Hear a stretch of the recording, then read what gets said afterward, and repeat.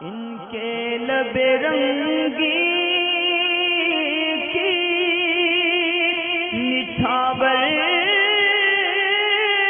تھی کہ جس نے سلام، دعا کی عرض، سوال۔ انہوں نے ایک مفتی صاحب کا نام لکھا ہے، میں بیان کرتا ہوں سوال کو پڑھ کے، کہ جو سویٹر ہوتا ہے یا سردیوں میں پہننے والا جو کپڑا ہوتا ہے، تو اس کے تعلق سے انہوں نے حضور تاج الشریعہ مفتی اختر رضا خان صاحب مدظ اللہ العالی کی ایک آڈیو کلپ سنی ہے جامعۃ الرضا ویب سائٹ پہ، جس میں انہوں نے بیان کیا کہ جو یہ سویٹر ہوتا ہے، اس کو جو نیچے سے فولڈ کیا جاتا ہے، تو اسے فولڈ کر اور اس میں نماز جو ہے وہ نہیں ہوگی، یعنی اس کو موڑ کر نماز نہیں ہوگی۔ جبکہ کہتے ہیں انہوں نے دوسرے مفتی صاحب سے، دعوت اسلامی کے مفتی صاحب سے یہ سنا ہے مدنی چینل پہ کہ سویٹر کو فولڈ کر کے نماز ہو جائے گی۔ تو اس میں کیا مسئلہ ہے؟ ایک تو یہ کہ تاج الشریعہ اور دعوت اسلامی، یعنی آپ سمجھ سکتے ہیں دونوں کا ایک ساتھ سوال کو آپ اگر کہیں پیش کریں گے تو ظاہر سی بات ہے جو جس کا چاہنے والا ہوگا وہ اس میں زیادہ معاملے کو طول دے گا، اور اس میں احتیاط کی حاجت میں آپ کو اس لیے بتا رہا ہوں، میں اس کا جواب دوں گا انشاءاللہ، کہ بعض لوگ کسی نہ کسی معاملے میں کسی نہ کسی دوسرے عالم سے دل میں حسد رکھتے ہیں۔ اب ایسا نہیں کہ تاج الشریعہ کو دوسرے لوگ نہیں مانتے ہم بھی ہیں، عزت تعظیم کرتے ہیں اور ہمارے سروں کے تاج ہیں،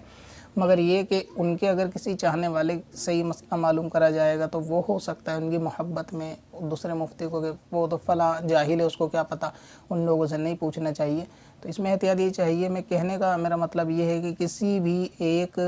فرد واحد کی اگر آپ محبت دل میں رکھتے ہیں تو اس کے عوض میں آپ دوسرے کو کوئی برے الفاظ یا اس طریقے سے معاملہ نہیں کرنا چاہیے، کیونکہ عالم چاہے تاج الشریعہ کی طرف سے ہو، بریلی شریف سے ہو یا دعوت اسلامی کا ہو، علم کی بنا پر کسی بھی عالم کی یعنی توہین کرنا یہ علماء نے کفر لکھا ہے، تو اس سے اپنی آخرت کو بچانا چاہیے۔ اب یہ کہ مسئلے میں اختلاف ظاہر سی باتیں ہو جاتا ہے، کبھی کبھار ایسا ہوتا ہے کہ سوال پیش کرنے والا الگ انداز سے سوال پیش کرتا ہے، جو سمجھ میں آتا ہے اس کے حساب سے جواب دیا جاتا ہے، اور حقیقت میں ماحول میں سوال کوئی دوسرا چل رہا ہوتا ہے، یعنی اس کے متعلق کوئی دوسرا سوال چل رہا ہوتا ہے، لیکن سوال پیش کرنے والا انداز ایسا ہوتا ہے کہ وہ سمجھنے والا اپنے سوال کے مطابق جواب دیتا ہے۔ تو اس کے اندر جواب یہ ہے کہ جو سویٹر ہے سردیوں میں پہننے والا جس کو نیچے سے موڑا جاتا ہے، تو اہل سنت کے علماء کہتے ہیں کہ جو کپڑا موڑا جائے گا اس میں نماز مکروہ تحریمی ہے، یعنی نہیں ہوگی۔ اس کی مثال ایک پینٹ کے پینچوں سے دیتے ہیں کہ اس کے اگر موریاں موڑی جائیں گی تو نماز مکروہ تحریمی ہوگی، مگر یہ کہ سویٹر موڑ لینے سے نماز مکروہ تحریمی نہیں ہوتی بلکہ نماز ہو جائے گی۔ اس کی وجہ یہ ہے کہ جو کپڑا عرف عام پر مڑا ہوا ہوتا ہے، یعنی یہ خلاف معاش نہیں ہوتا بلکہ مطابق معاش ہوتا ہے، تو ایسے مڑے ہوئے کپڑے کے اندر نماز مکروہ نہیں ہوتی۔ اس کو میں آپ کو آسان سمجھاؤں، جیسے پینٹ کے پیچوں کو سیدھا رکھنا یہ زمانے کے مطابق ہے، اور اس کو فولڈ کر لینا یہ زمانے کے مطابق نہیں بلکہ زمانے کے خلاف ہے، کیونکہ اکثر عوام جو پہنتی ہے پینٹ وہ سیدھے پیچے پہنتی ہے، کوئی اس کو فولڈ نہیں کرتا، اور یہ دیکھنے میں بھی بہت عجیب اور گنواروں والا سا طریقہ لگتا ہے۔ تو اس لیے ایسا لباس کے جو خلاف شرع بن جائے آدمی کے موڑنے سے، تو اس طرح موڑنے سے نماز مکروہ تحریمی ہوگی۔ لیکن وہ ایک ایسا لباس ہے کہ جو پہنا ہی زمانے میں فولڈ کر کے جاتا ہو، یعنی وہ اسی حیت پر، اسی عرف پر اور اسی فیشن پر سلا ہوا ہوتا ہے کہ اس کو موڑ کر ہی پہنا جائے گا، تو ایسے موڑے ہوئے کپڑے میں نماز مکروہ تحریمی نہیں ہوتی۔ اس کی مثال اس طرح کہ جیسے قمیص شلوار کے اندر جو، یا پٹھانی سوٹ سمجھ لیں آپ، قمیص شلوار میں جو کرتا ہوتا ہے اوپر پہننے کا، اس کی کالر شرٹ نما کالر ہوتی ہے، یعنی وہ کالر مڑی ہوئی ہوتی ہے، تو اس میں نماز مکروہ تحریمی نہیں ہوتی۔ اگر یہ حکم دیا جائے گا کہ جو کپڑا موڑا جائے نماز مطلقاً مکروہ تحریمی ہے، تو پھر قمیص شلوار کے اندر بھی آدمی کی نماز مکروہ تحریمی ہو جائے گی، کیونکہ اس کا کالر بھی یہاں سے مڑا ہوا ہوتا ہے، یعنی فولڈ ہوتا ہے۔ تو کیونکہ اس میں نماز اسی لیے مکروہ نہیں ہے کیونکہ اس کالر کو فولڈ کر کے پہننے ہی کا سماج میں جو ہے وہ رواج ہے، تو یہ کپڑا خلاف رواج نہیں بلکہ مطابق رواج ہے، تو اس میں کوئی حرج نہیں۔ تو اب اسی بنیاد پہ آپ سویٹر کو لیں کہ جو سویٹر ہوتا ہے نیچے سے جو فولڈ کیا جاتا ہے، تو اس کو اگر وہ نیچے سے اتنا بڑا ہوتا ہے 4 انگل کا کہ اس کو فولڈ کرنے ہی کا رواج ہے، تو جب اس کو نیچے سے موڑا جائے گا اس کا اصلی پہننے کا مقصد وہ تبھی ہوگا، یعنی اس کے مطابق جس حیت پہ سلا ہوا اس کا وہ मकसद तभी पूरा होगा।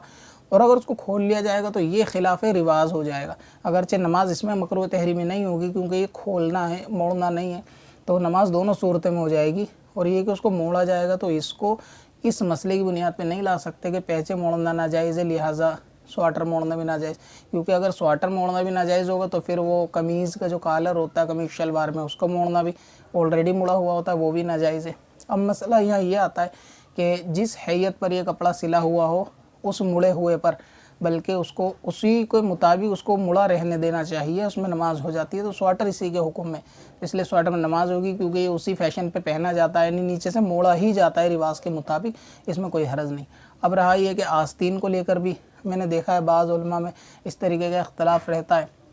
कि वो आस्तीन के एक बल को मोड़ने पर मकरूह तहरीमी का हुक्म देते हैं, यानी वो ये समझते हैं कि कपड़ा, पैंचा और आस्तीन दोनों अगर एक एक बल मोड़ लिया जाएगा तो नमाज मकरूह होगी। जबकि आस्तीन भी इससे बरी है कि आस्तीन को अगर एक बल यानी आधी कलाई से नीचे, हाफ कलाई से अगर नीचे तक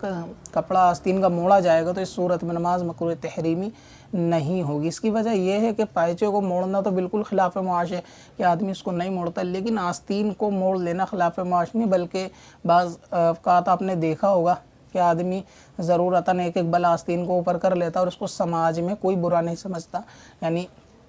काम वगैरह पे जाने वाले या जो सही लिबास भी पहने होते हैं वो भी गर्मी वगैरह के ताल्लुक़ से अगर एक बल आस्तीन का मोड़ लेते हैं तो इसको ज़माने में बुरा नहीं समझा जाता, ना ही इसको जहालियत की नज़र से देखा जाता। तो इसलिए आस्तीन का भी एक बल मोड़ लेना या हाफ आस्तीन से नीचे तक मोड़ लेना ये भी मकरूह तहरीमी नहीं है। मकरूह तहरीमी आस्तीन में जब होगा जब आधी कलाई से ज़्यादा ऊपर आस्तीन को मोड़ा जाएगा, तो इसमें नमाज उसी वक्त मकरूह तहरीमी होगी, वरना आस्तीन का एक बल मोड़ लेने में भी हरज नहीं और आधी आस्तीन से नीचे कपड़ा मुड़ेगा उसमें भी हरज नहीं। स्वेटर जो मोड़ ही कर पहना जाता है ऑलरेडी तो उसके मुड़े रहने में भी कोई हरज नहीं है, बल्कि इसमें नमाज हो जाएगी। और पैचे के मोड़ लेने में हरज है, इसी तरह शलवार का पैचा हो या पैंट का, तो इनको घुरसने में और मोड़ने में ये नमाज मकरूह तहरीमी होगी।